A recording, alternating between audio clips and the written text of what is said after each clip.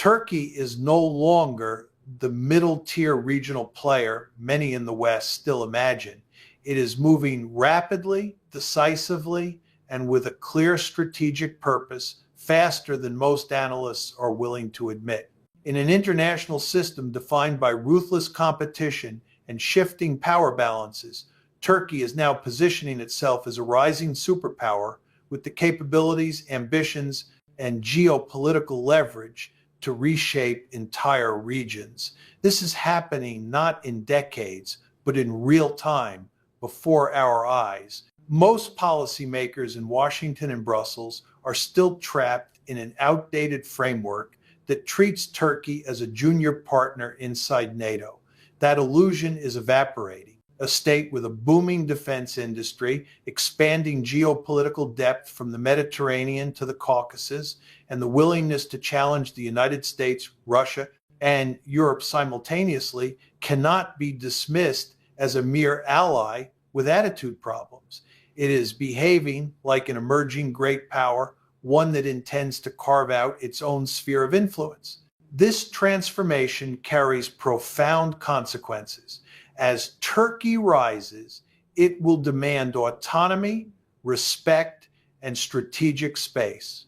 And if history teaches us anything, it is that rising powers do not wait patiently for the dominant players to grant them those things. They take them, which forces us to confront the uncomfortable truth of what comes next, because the implications for the balance of power are only beginning to unfold as we move into the core analysis of this lecture. Turkey's strategic awakening did not happen overnight, nor did it emerge from a vacuum. It is the product of structural forces that have been building for 2 decades, driven by shifts in global power, the failures of Western policy, and Turkey's own recognition that its security and influence can no longer be outsourced to other states. For much of the Cold War, Turkey was a subordinate player within the American-led order, serving primarily as NATO's southeastern flank against the Soviet Union. It was strategically important, but its role was largely reactive, defined by Washington's containment strategy rather than its own ambitions. That arrangement held as long as the United States remained the dominant power and the regional environment stayed relatively stable. Neither of those conditions exist today. The unipolar moment is fading, and states that once accepted secondary roles are now reconsidering their place in the hierarchy. Turkey is one of the clearest examples. As American power declines relative to its competitors, and as the Middle East and Eurasia become more contested, Ankara has realized that depending exclusively on the United States for security is no longer a viable long-term strategy. This realization accelerated after 2003, when the Iraq War destabilized Turkey's southern borders and empowered Kurdish groups that Ankara views as existential threats. From Turkey's perspective, the United States created a geopolitical disaster zone right next door and expected Turkey to simply adjust to it. That was not going to happen. By 2016, the rupture became even deeper. The attempted coup, which Turkish leaders believe was either ignored or quietly tolerated by elements in the West, convinced Ankara that the existing alliance system was unreliable. Whether that perception is entirely correct is irrelevant. What matters is how the Turkish state interpreted the event. From that moment, the political leadership became convinced that Turkey must chart its own independent strategic course. It was no longer enough to be a loyal NATO member. Turkey needed to be a power in its own right. We see the consequences of that shift in virtually every region surrounding Turkey. In Syria, Ankara abandoned any expectation that Washington would accommodate its security concerns. Instead, it launched successive military operations to carve out buffer zones and push back Kurdish militant groups. In the South Caucasus, Turkey decisively backed Azerbaijan in the 2020 Nagorno-Karabakh war, tipping the balance of power and signaling that it would actively shape regional outcomes rather than merely respond to them. In Libya, Turkey intervened militarily to prevent the collapse of the UN, recognized government demonstrating a willingness to project force far beyond its borders, and in the Eastern Mediterranean, Ankara has asserted sweeping maritime claims and pushed back against Greek and European attempts to limit its influence, showing that it will not allow historical rivals to dictate the strategic environment. All of this reflects a larger structural logic. Rising states, when faced with expanding opportunities and declining constraints, begin to pursue greater autonomy and influence. Turkey's leadership understands this dynamic intuitively. It recognizes that geography has once again become a source of advantage, sitting at the intersection of Europe, the Middle East, the Mediterranean, and the Caucasus. Turkey occupies a position that few states can match. Control over these spaces, whether through direct influence, strategic partnerships, or military presence, gives Ankara leverage that can be translated into economic, political, and military power. This strategic confidence is reinforced by material factors. Turkey's defense industry has undergone a dramatic transformation, moving from heavy reliance on imported systems to producing some of the world's most capable drones, advanced armored vehicles, and naval platforms. The Bayraktar TB2, which played decisive roles in conflicts from Ukraine to the Caucasus, symbolized this new era. Turkey's military capability is no longer theoretical or latent. It has been tested in real conflicts and proven effective. This matters enormously in a world returning to hard power politics, because states that can deploy force quickly and at scale gain disproportionate influence over regional outcomes. Economic growth also plays a role, even if Turkey faces periodic instability. Rising powers do not need perfect economies. They need resilient ones that can sustain military modernization and long-term strategic projects. Despite inflation, political uncertainty, and institutional challenges, Turkey has maintained a level of economic dynamism that supports its growing geopolitical ambition. It continues to expand trade routes, energy corridors, and infrastructure projects that deepen its influence across Eurasia, from the Zangezur corridor debates to gas transit discussions with Russia and Central Asia. These are not isolated moves. They are part of a broader design to place Turkey at the center of regional connectivity. Another key part of this awakening is Turkey's ability to balance among great powers.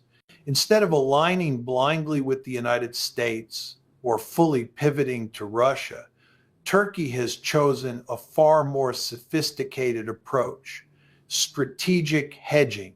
It buys Russian S-400 missiles while simultaneously hosting key NATO assets. It cooperates with Moscow in Syria while competing with it in the Caucasus and Black Sea. It maintains economic ties with the EU while confronting European states in the Mediterranean. This multi-directional strategy is grounded in the belief that no single external partner can guarantee Turkey's interests. Ankara is positioning itself to benefit from the emerging multipolar world where flexibility and leverage matter more than loyalty. Critics in the West often misinterpret this as unpredictability or opportunism, but from a realist perspective, it is entirely logical. Rising powers maximize their options, avoid becoming dependent on any single patron, and take advantage of rivalries among larger states. Turkey is behaving exactly as a state would when it senses its own growing power and the declining ability of others to constrain it. Perhaps the most underappreciated factor in Turkey's awakening is its historical consciousness. States with imperial legacies often retain a deep sense of strategic entitlement. They believe they are destined to play major roles in the international system. Turkey is no exception. Its political discourse increasingly reflects a view of the world in which the Ottoman past is not merely history, but a reservoir of identity and ambition. This does not mean Turkey seeks to rebuild an empire, but it does mean it will not accept a confined secondary status. Its leaders see the current century as an opportunity to reclaim influence that was lost after World War I and suppressed during the Cold War. This convergence of structural shifts, strategic recalculations, material growth, and historical memory has produced a Turkey that is far more assertive than at any point in the last 100 years. It is now a state that perceives itself as a rising great power, one that has both the capability and the intent to shape the balance of power across multiple regions. The West's failure to recognize this transformation is one of the central miscalculations of modern geopolitics. The United States continues to approach Turkey as if it were the same state it managed in the 1,990 seconds, while Europe treats it as a troublesome neighbor that must be contained, rather than a strategic actor that must be engaged on equal terms. These attitudes are increasingly disconnected from reality, and they carry serious risks as Turkey continues to expand its reach. The strategic awakening underway is not reversible. Once a state begins to act like a great power, asserting interests, projecting force, reshaping regions, it rarely returns to a subordinate role. Turkey has crossed that threshold.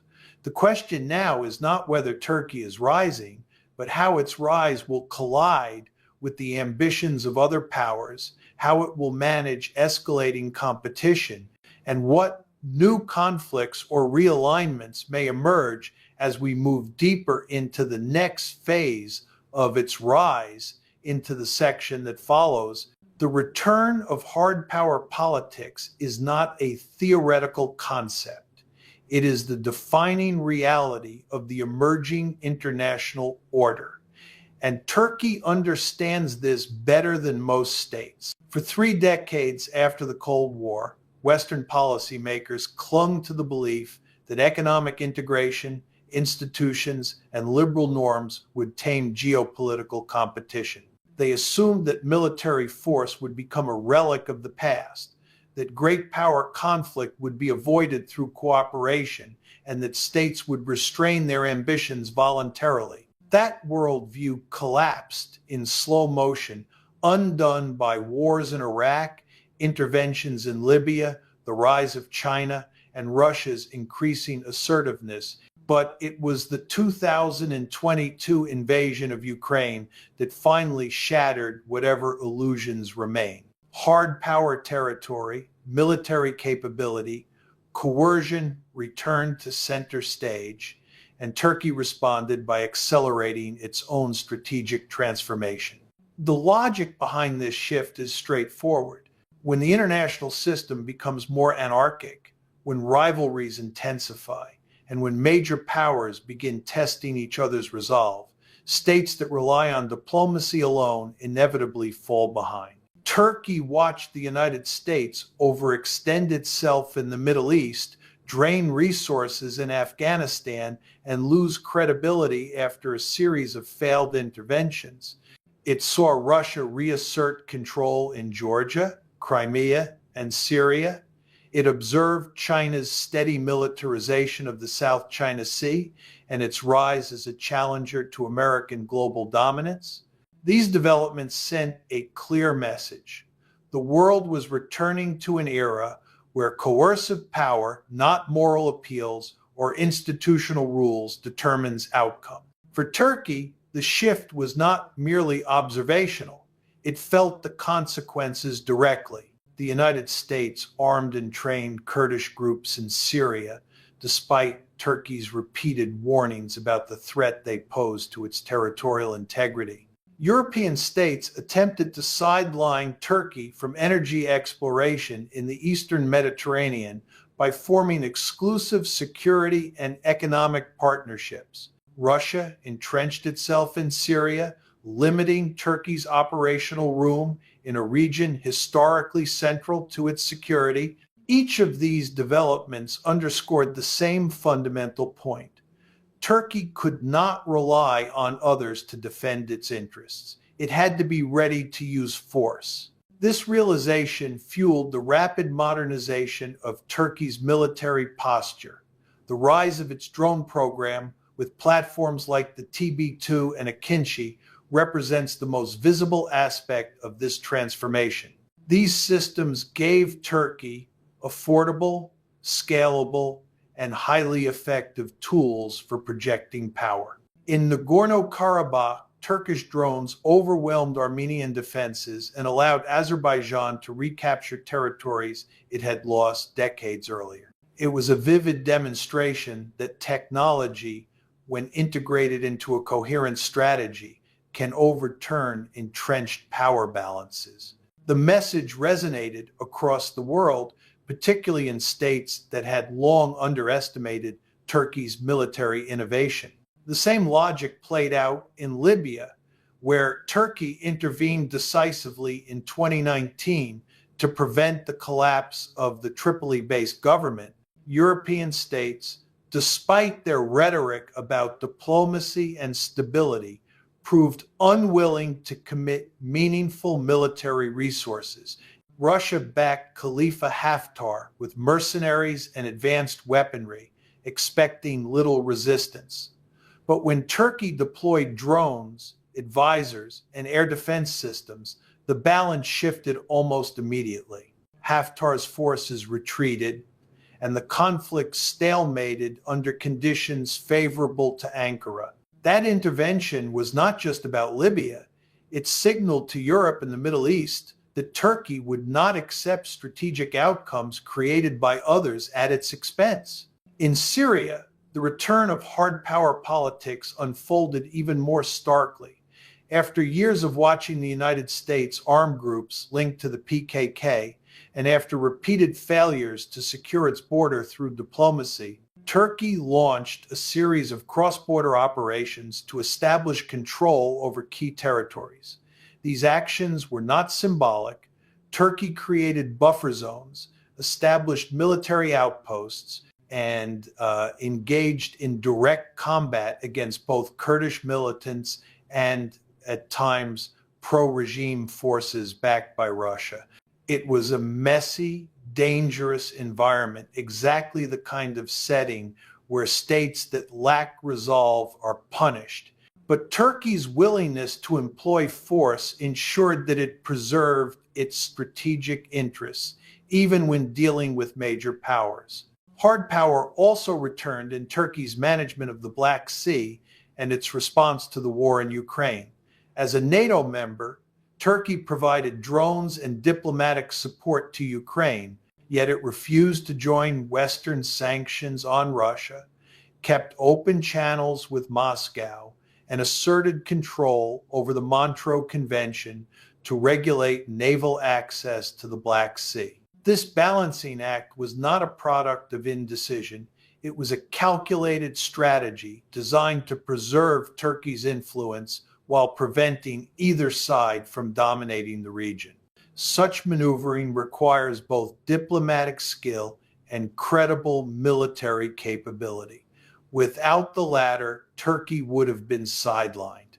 Critics often argue that Turkey's assertiveness risks overextension or confrontation with more powerful states. But this critique misses the structural shift that is unfolding. In an era where great powers are increasingly distracted Washington by China, Russia by its own economic constraints, Europe, by internal fragmentation, middle powers with strategic geography and military capability possess unprecedented opportunities. Turkey sits at the intersection of Europe, Asia, and the Middle East. It controls access to the Black Sea, influences energy transit routes, and serves as a buffer between multiple conflict zones. In a world returning to hard power politics, this geographic advantage becomes a source of leverage that few states can match. Another key factor in the resurgence of hard power politics is the rise of multipolarity. When power is concentrated in a single dominant state, as it was during the unipolar moment, smaller states have limited room to maneuver. But as power diffuses among several major players, competition intensifies and alliances become more fluid. Turkey has exploited this shift with remarkable precision. It cooperates with Russia in defense technology while counterbalancing Russian influence in the Caucasus. It participates in NATO while openly challenging American policies in Syria. It engages with China on economic initiatives while maintaining strategic partnerships with Ukraine and Europe. This type of flexible alignment is only possible in a system where power is dispersed and rivalry is widespread. The return of hard power also reflects the failures of liberal internationalism. Institutions did not prevent wars in the Middle East. Democracy promotion backfired repeatedly. Economic globalization created vulnerabilities rather than stability. Turkey learned from these failures. It stopped viewing institutions as guarantees and began treating them as tools to be used when convenient and ignored when necessary. This realist recalibration explains why Turkey pursues independent defense production, seeks alternative financial partners, and cultivates influence in regions where Western engagement has declined. The future risks associated with this shift are significant. A world defined by hard power is a world defined by friction, competition, and potential conflict. Turkey's assertiveness inevitably places it at odds with other regional and global players. Tensions with Greece over maritime boundaries remain unresolved and could escalate if diplomatic channels fail. Relations with the United States are strained and could deteriorate further as Washington deepens its support for Kurdish forces. Russia, despite its cooperation with Turkey, remains a rival with conflicting interests in Syria, the Caucasus, and the Black Sea. Each of these arenas presents the possibility of miscalculation, and as history teaches, rising powers often collide with established ones when ambitions overlap. Yet the underlying structural forces driving Turkey's behavior are not going away. As long as the international system remains competitive, as long as power remains fragmented, and as long as states continue to pursue security through strength rather than trust, Turkey will double down on hard power as the central pillar of its grand strategy. The country's leadership understands that influence is not inherited, it is taken through decisive action. And in a world where military capability once again shapes political reality, Turkey intends to be a state that shapes outcomes rather than one that adapts to them, setting the stage for the next phase of its rise into the section that follows. The consequences of a rising Turkish sphere are profound, multidimensional, and increasingly unavoidable. Rising powers always produce friction. Their ascent reshapes regional hierarchies, challenges established norms, and forces other states to recalibrate their strategies. Turkey is no exception. Its expansion of influence across the Eastern Mediterranean, the Middle East, the Caucasus, and parts of North Africa is generating a cascade of political, military, and economic consequences that few outside Ankara fully appreciate. This is not mere speculation. It is the predictable outcome of structural forces that define international politics. States do not accommodate the ambitions of rising powers willingly, and rising powers, in turn, cannot be expected to accept a subordinate status without contesting it. In the Eastern Mediterranean, Turkey's assertiveness has disrupted the balance that the European Union and Greece long sought to maintain. The exploration and militarization of contested maritime zones is not a trivial matter. It represents a shift in the energy and security calculus of the region. Turkey's drilling initiatives, backed by naval deployments and air power, signal that it will enforce its claims regardless of external pressure. This assertiveness has already forced Cyprus, Greece, and EU members to rethink their strategies, leading to the strengthening of regional alliances and the acceleration of military procurement programs. The strategic consequences extend far beyond localized disputes over gas fields. They affect NATO cohesion, European security policy, and the broader perception of American credibility. When rising powers challenge established orders, the resulting instability is rarely contained to a single geographic area. In the Middle East, Turkey's interventions in Syria, Iraq, and Libya illustrate how an assertive state can alter the trajectory of conflicts in its immediate neighborhood. In Syria, Ankara's cross-border operations have created de facto zones of influence, reshaping demographic and political realities along its southern border. Its efforts against Kurdish groups, combined with limited cooperation and strategic competition with Russia and Iran, demonstrate a willingness to pursue security interests even when confronted by more powerful states. In Libya, Turkey's military support for the Tripoli government prevented a decisive victory by Khalifa Haftar's forces, altering the post-revolutionary balance of power and ensuring Ankara's role as a central arbiter in North African geopolitics. These interventions have consequences that ripple outward. They signal to other states that Turkey will act unilaterally to protect and expand its interests, thereby increasing the probability of both direct confrontation and proxy competition. The South Caucasus is another arena where Turkey's rising sphere is redefining regional dynamics. The 2020 Nagorno-Karabakh War, where Turkey provided decisive military assistance to Azerbaijan, illustrated the ability of a rising power to reshape long-standing territorial conflicts. Turkish drones and strategic advice enabled Azerbaijan to reclaim large portions of territory it had lost decades earlier, fundamentally altering the regional balance. This outcome has implications not just for Armenia and Azerbaijan, but for Russia, which had long assumed a monopoly on influence in the region. It signals that Ankara can challenge traditional great power prerogatives, creating a multipolar contest over influence where formerly there was near certainty about outcomes. Such recalibrations are rarely smooth. They generate tension, resentment, and the potential for future clashes. Economic consequences are equally significant.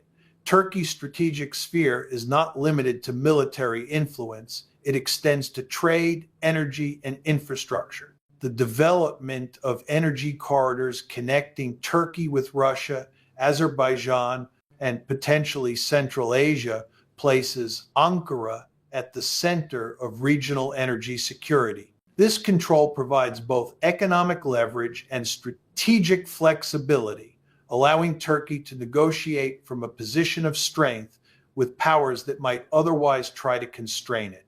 Furthermore, Turkey's Belt and Road related initiatives and investments in Africa, the Middle East, and the Balkans expand its economic footprint while intertwining its interests with those of multiple states. A rising Turkish economic sphere complicates calculations for both the United States and the European Union, who must weigh their own strategic objectives against Ankara's growing autonomy. The rise of Turkey also carries important military and technological consequences. Its development of domestic defense industries, from drones to armored vehicles and naval systems, reduces reliance on foreign suppliers and grants Ankara operational freedom. This capability allows Turkey to pursue strategic objectives in a way that was impossible even a decade ago. It also forces neighboring states to invest heavily in countermeasures, thereby raising the stakes and the costs of potential conflicts. When one state strengthens its coercive capacity while neighboring powers lag behind, the risk of miscalculation rises dramatically. History is filled with examples where rising powers inadvertently triggered wars simply by acting in accordance with what they perceived as defensive or necessary strategic interests. Turkey's growing capabilities now place it squarely in this pattern. There are political and diplomatic consequences as well. Rising powers inevitably challenge existing alliances and norms, and Turkey is no exception. Its flexible balancing between the United States, Russia, and other regional actors creates friction within NATO. European states perceive Ankara's actions as unpredictable, undermining the assumption that Western alliances operate on shared principles and interests. Diplomacy becomes a tool subordinate to power. Negotiations are conducted under the shadow of credible coercive capability. This is the classical realist calculation. Power underwrites influence, and influence reshapes the behavior of others. Turkey is applying this principle with increasing sophistication, and the resulting instability is a natural consequence of a rising state testing the boundaries of its power. Perhaps the most consequential aspect of Turkey's rise is the precedent it sets for other middle powers. When one state successfully expands its influence through a combination of military, economic, and diplomatic initiatives, neighboring states are forced to reconsider their own strategies. Some will attempt to match Turkey's capabilities, while others will form counter-alliances. Both responses can heighten regional tension. Turkey's rise, therefore, does not occur in isolation. It has a multiplier effect, provoking strategic recalculations across the Middle East, the Eastern Mediterranean, the Caucasus, and even North Africa. This dynamic of cascading recalibration is well documented in history. Rising powers challenge existing orders, established powers resist, and smaller states maneuver to avoid being dominated. The process generates friction, competition, and all too often, conflict. Turkey's rise also carries implications for global great powers. The United States, already overstretched and distracted by other theaters, faces a strategic dilemma: accommodate Turkey's ambitions and risk weakening alliances elsewhere, or confront Ankara and risk pushing a key regional actor into more adversarial alignments. Russia, while cooperating with Turkey in Syria and energy projects, must now account for Ankara's capacity to influence outcomes in areas Moscow once considered its exclusive sphere. Europe faces the prospect of a more assertive neighbor whose security and economic interests do not always align with Brussels' objectives. These strategic dilemmas are a direct consequence of Turkey's growing autonomy and expanding influence. The consequences extend to conflict escalation, unintended crises, and the possibility of miscalculation. Rising powers do not operate in a vacuum, and Turkey's assertiveness is increasing the probability that confrontations, whether over maritime boundaries, energy corridors, or proxy conflicts, will escalate. Misreading intentions, underestimating capabilities, or misjudging resolve can trigger localized crises that spiral into broader conflicts. History demonstrates that the rise of powers frequently generates war, not because leaders desire it, but because competition, insecurity, and misperception produce outcomes that no one intended. Turkey's expanding sphere introduces precisely this type of risk, both regionally and potentially globally. Strategically, the consequences of Turkey's rise also underscore a broader shift in international norms. The world is returning to the logic of power politics. Influence is earned, enforced, and contested through capability and action rather than legal claims or moral authority. States like Turkey that master this logic will shape outcomes far more effectively than those relying on institutions, diplomacy alone, or the assumption of enduring alliances. This has ramifications for the way conflicts are managed, the way alliances are structured, and the way states calculate risk. The established order is no longer a given. It is increasingly contingent on the relative power and strategic acumen of states willing to assert themselves. In sum, Turkey's rising sphere generates consequences across military, political, economic, and strategic dimensions. It challenges established powers, alters regional hierarchies, provokes strategic recalculations, and increases the risk of miscalculation and conflict. It also signals a broader return to hard power politics in which the combination of military capability, strategic initiative, and geographic advantage defines influence. These consequences are not hypothetical, they are unfolding in real time, and they will continue to shape the contours of Eurasian politics for the foreseeable future, setting the stage for deeper consideration of the systemic risks and strategic dilemmas that emerge as Turkey consolidates its influence and extends its reach. The rise of Turkey is no longer a distant possibility. It is a strategic reality, reshaping the balance of power across Eurasia and the Middle East. Policymakers who underestimate Ankara do so at their peril. Turkey's growing military capabilities, strategic acumen, and willingness to assert influence independently make it a force that cannot be ignored, appeased superficially, or contained without risk. The miscalculations of the past, over-reliance on alliances, underestimating national ambitions, and ignoring structural imperatives offer clear lessons. The West, regional powers, and even global actors must recognize that Turkey will pursue its interests relentlessly with consequences for energy, security, and regional alignments. History demonstrates that rising powers do not wait politely for permission. Turkey's ascent is inevitable, and its implications are already unfolding. Those who fail to adjust their strategies now will face costly surprises, strategic setbacks, and the unavoidable reality that a new regional and potentially global order is taking shape.